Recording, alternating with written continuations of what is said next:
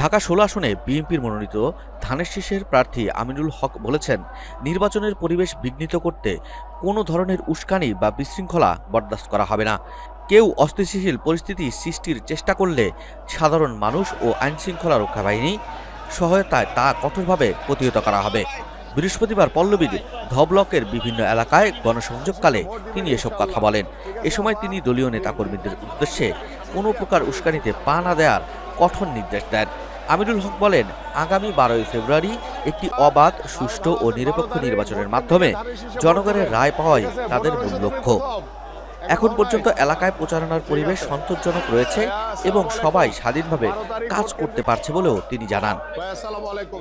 গণসংযোগকালে তিনি অভিযোগ করেন, জামাতে ইসলামীর জনসমর্থন না থাকায় সাধারণ মানুষকে বিভিন্ন প্রলোভন দেখিয়ে ভোট নেওয়ার চেষ্টা করছে। এ বিষয়ে ভিডিও ক্লিপ সহ প্রয়োজনীয় তথ্য প্রমাণ ইতিমধ্যে দলীয় কেন্দ্রীয় দপ্তরে পাঠানো হয়েছে এবং শীঘ্রই রিটার্নিং কর্মকর্তাকে আনুষ্ঠানিকভাবে অবগত করা হবে বলে জানান তিনি। সকাল থেকেই পল্লবীর বিভিন্ন এলাকায় প্রচারণায় নামলে সাধারণ মানুষের মধ্যে ব্যাপক সাড়া দেখা যায়।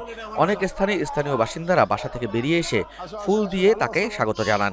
এ সময় এলাকাবাসী তাদের দীর্ঘদিনের নানা সমস্যা ও অভিযোগ তার কাছে তুলে ধরেন। আমিনুল হক মনোযোগ দিয়ে সেসব কথা শুনেন এবং নির্বাচিত হলে অগ্রাধিকার ভিত্তিতে সমস্যাগুলো সমাধানের আশ্বাস দেন। গণসংযোগের সময় তিনি তার ভবিষ্যৎ উন্নয়ন পরিকল্পনা সম্বলিত লিফলেট সাধারণ মানুষের মধ্যে বিতরণ করেন। এ সময় স্থানীয় বিএনপি ও অঙ্গ ও সহযোগী সংগঠনের নেতাকর্মীরা উপস্থিত ছিলেন।